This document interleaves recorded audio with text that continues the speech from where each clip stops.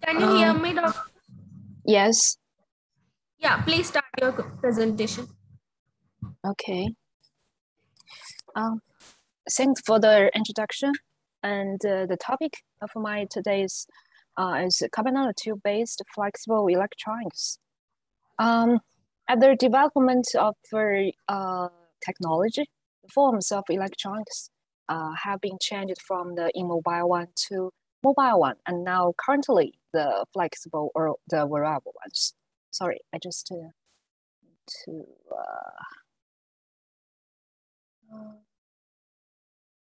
this one. Sorry. During this development, the sensor technology plays a key role here, and there have been a forecast about the trillion sensor visions. Here, the trillion sensor means refers to the smart sensor. So what is the smart stand for? If we take a look at the commercial sensor available in the market, here shows the one which is used for the digital compass. And first of all, we see that the size of the device have been very small. And secondly, if we take a look at the block diagram of the device, here's the sensor part, and all of the left are for the purpose of built-in signal processing. So the smart means that such a kind of sensor integrated the built-in signal processing capability. And the third, the power consumption of the device is very small. So we conclude that at the development of the sensor technology, it has been more and more smaller, and it has the built-in signal processing capability, and also it need to have a low power consumption. And then we take a look at the current research of the flexible integrated smart sensor system available in the labs. And here just to show you two very distinguishable work here. And in both cases, the sensor parts are flexible, but the signal processing unit in the system still relies on the commercial hard silicon chips. For using this kind of hard soft hybrid integration approach, there are two issues. The first one is that there will be localized strain between the flexible and the rigid parts, and it will be the most fragile part in the system during the banning of any deformation of the system. And secondly, there will be hot spots may develop below the chips. So if you attach such a system on the tissues, there will be some problem. Comparable to the traditional electronics, the flexible ones can providing the advantages of it can provide a conformal contact. It has excellent biocompatibility. But if we want to construct a totally flexible sensor system, the core unit of the system, which take the responsibility for the information processing, the flexible IC part is highly demanded. Here, the flexible IC for built-in signal processing and analysis in a timely manner, the requirement including such as IC should be high performance, it should have low power consumption. Also, it should be integrated at a certain degree to provide the desired function. Our research interesting is to construct such a kind of flexible integrated smart system for health or medical monitoring purpose. In such a system, we're using carbon nanotube-based flexible IC to achieve the function for the built-in signal processing purpose. And there has been a lot of previously reports for their flexible IC based on carbon nanotube thin films. But there is still a big gap between their several key characters of their flexible the ICs based on carbon nanotubes constructing on their rigid substrate and their flexible substrate, including their performance, the power consumption, and the integration capability, and also the functionality. So there still are a lot of things we can do to match these two things. Next, I will show you several progress we have made in the past several years. The first thing is that we realized ultra-thin electronic foils with CMOS flexible ICs. As we all know, the surface strength in a thin film was related to the film thickness. So if we can greatly reduce the thickness of the system, the film system, then we can get the ultra-thin and ultra-flexible electronic foil, which can provide a perfect interface between your electronic devices and the softer tissues. But this also will increase the manufacturing challenges. So here we developed a strategy to constructing such a ultra-thin flexible CMOS ICs. To realize the high performance of the obtained integrated circuits in a flexible form, there's several key issues we have handling properly. The first thing is that for the carbon nanotube, it has the advantage of the polarity. Its polarity can be controlled by the contact metal. So when you're using the metal with a high work function, such as palladium, then you can get P-type transistors. You can just inject holes into the channel. And if you're using a low work function metal, the scandium, and then you can just inject the electrons into the channel, and then you get the N-type transistors. So this property makes the whole fabrication process can be low temperature, so we can fabricate our device directly on the flexible polymer substrate. And secondly, we're using the PVP to planarization the surface of the polymer substrate. And by using this approach, we can reduce the surface mean roughness from several nanometers to beyond 1 nanometer. And thirdly, by using our encapsulation layer, then we can gather all the active components, the device, just place the device layer in the mechanical in the central parts of the system, and then this is the neutral mechanical plane, and all the device will experience the minimal strain during deformation. And after the fabrication, we needed to delaminate the ultra-thin system from the supporting substrate.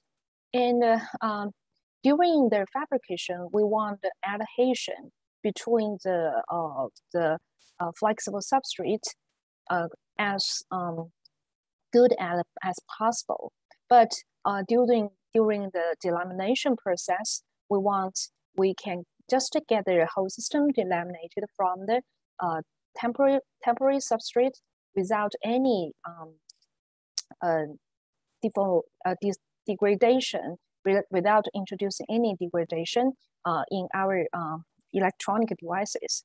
So to handling this process, we developed a new approach, which is our capillary-assisted electrochemical delamination method. In this method, we introducing a gap between the bottom surface of your flexible substrate and the supporting silicon wafer surface. And during this process, there's no chemical contamination introduced in your device because your device is just to sit on the top surface of your substrate. And also because this gap is very small and there's no mechanical damage introducing during this process. And also this process is very fast. For a 2-inch wafer, they are only taking 45 seconds to finish this process. And at this electrochemical reaction, there has nothing to do with what kind of their polymer substrate you are using. So it is compatible with most of their flexible substrate. Here we show that it can work with their PI film, the PMMA film, and also the SEBS film. And it should be mentioned here, the PMMA film is only 200 nanometers thick. So it is a very robust delamination approach. Then after the delamination, we check the performance of the device. And here show the curves recorded from the device we get on the ultra-thin substrate. We show that the on-state current is very high, which is compatible to the one transistor fabricated on the rigid substrate. So that means there is no barrier, or there is no barrier between their flexibility and the high performance. And also this high on-state current providing a high signal amplification capability for future information processing. And at the total thickness of the system is below 3 micrometers, so it is ultra flexible, and it shows that when we curved the Howard system with regions of 124 micrometers, there shows no degradation of the performance of the device. And it is a CMOS-based one. We constructed several basic logic gates, and here show that for the inverter, and when it works, the power consumption can be as low as 0.24 nanowatts. And then we integrated the circuits with the humidity sensor to construct such a kind of humidity monitor system. And we can attach the sensor system on the body surface. And when you get different sweaty conditions, here we just integrate a ring oscillator with the sensor, then the oscillation frequency of the oscillator will be modulated. So by this way, we can convert our analog signal into the frequency information. Such a frequency information can be ready for the wireless communication in the next step. And for such a integrated system, the power consumption can be controlled below 100 microwatts. The second thing we have done is that we construct such a kind of transferable system that can work with biological surfaces. In this case, we also developed our transfer fabrication approach. By this approach, we introducing or sacrificial layer between during the fabrication process between your between the silicon substrate and the active devices. After the device fabrication, then by etching the sacrificial layer, we can transfer the device onto the destination substrate. And this transfer fabrication can be achieved on a 2-inch wafer scale.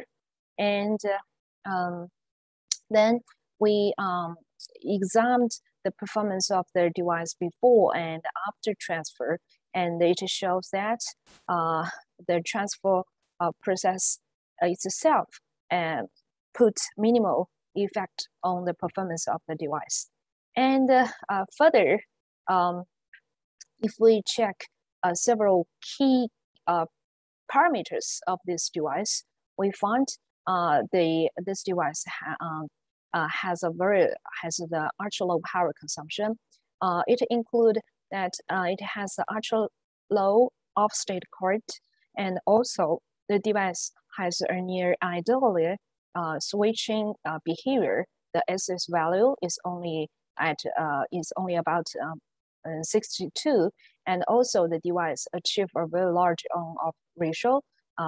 It is as a 10 and 6 powers, and to achieve such a ultra low power consumption, there are two key things. The first is that we're using HMDS to passivate the surface of the substrate to get rid of the charge centers, and also we have successfully grow the high K dielectrics at 20 nanometers. Both can help us to achieve the good electrostatic control of the gate. Then this fabrication approach demonstrated very high uniform of the device performance on the destination substrate. And here just to show 100 inverters on the after transfer on the destination substrate. And in this case, the inverter has realized a very small static power consumption. It is only about 0.25 picowatts. And based on this high uniformity of the device, we achieved a more complex integrated circuits. In this case, we can realize full adder. Here, this demonstrated circuits is the one which has the most deep logic depths that has been achieved on flexible substrate. And as this transfer process, it can be compatible with most or any kinds of destination substrate. So it has a good biointegration capability. And then we demonstrate that we can transfer our device on the leaf or on the inner surface of a lens, contact lens. And also this biointegration capability was proved by the successful operation of the device on the curved planned leaf. And then by using this transfer fabrication approach with some optimization of the fabrication process, we realize these degradable ICs for eco-friendly smart sensor nodes. In this case, we combined the transfer process with the former we mentioned, the capillary assisted delamination electrochemical delamination method. Then we can realize the fabrication capability on a 4-inch wafer, and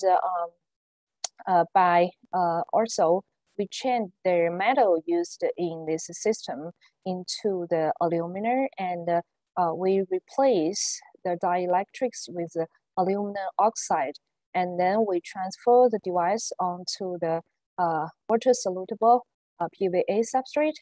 Then the whole device is totally degradable. And after the fabrication, we check the device yield on the 4-inch wafer, and you can see here we tested 10. We pick up 10 chips, and we found that the average device yield is as high as 96%, over 96%, and especially for the central parts, these 5 chips, they have the 100% device yield. And also for the performance on these different chips, they show the very small fluctuation on every chip and also between different chips. And then by integrating such a degradable device with degradable sensors, then we can obtain such kind of transient sensor nodes. In this case, we integrated the transistors with our UV sensor and the temperature sensor, and then we attach the sensor nodes on our plant, and then we recorded the temperature and the UV light in the environment. After the job was finished, then we introducing our artificial sprinkles to just monitor our rain, and then all the sensor nodes on the plants was degraded in 90 minutes. In summary, here our research interesting is to construct such kind of a flexible integrated smart sensor system. And today I just show 3 examples of we can construct high performance flexible ICs to take the responsibility for the signal processing in our smart sensor system. And we demonstrated such a system can be the ultra-thin flexible system, and it can work in the transferable form, and also it can be work in the degradable forms. And thank you for your time, and I'm open for any questions.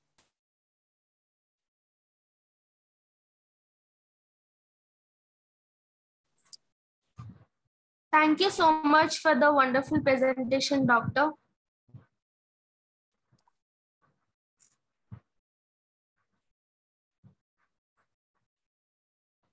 Doctor, who can you hear me? Yes, yes.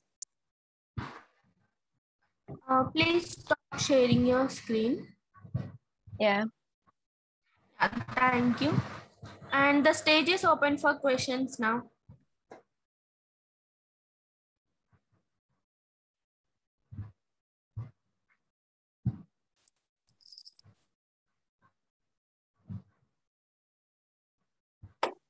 We actually have no questions for you as of now. If there are any questions from the speakers, we will write back to you later. Okay, thank you.